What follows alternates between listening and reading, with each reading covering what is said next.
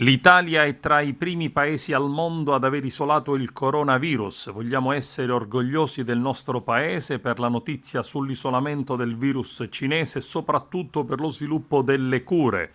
Un grande plauso a ricercatori e staff medico dello Spallanzani di Roma, orgogliosi del nostro servizio sanitario nazionale, tra i migliori a livello mondiale. Lo scrive sui social il premier Giuseppe Conte. Abbiamo isolato il virus, ha esordito invece il ministro della Salute Roberto Speranza durante la conferenza stampa. Tutto questo significa molte opportunità per poterlo studiare, capire e verificare cosa si può fare per bloccare la situazione. Il lavoro dell'equipe medico-scientifica con una donna siciliana eccezionale sarà messo a disposizione della comunità internazionale. Si aprono quindi spazi per nuovi test di diagnosi e vaccini. Il nostro paese diventa interlocutore di riferimento per questa ricerca, ha detto il direttore scientifico dell'Istituto Spallanzani Giuseppe Ippolito.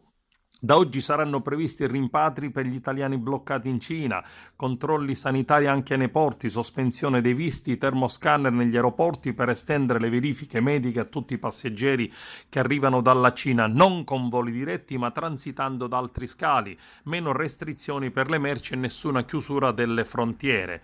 Gli aeroporti restano sicuramente i luoghi a maggior rischio per la diffusione del virus. Organizzeremo negli aeroporti, dicono i responsabili in Italia, dalle aree attrezzate con termoscanner in cui tutti i passeggeri in entrata e in uscita dovranno transitare. Lo strumento ci permetterà di individuare chi ha la temperatura fuori dalla norma. Stessa cosa avverrà sui porti.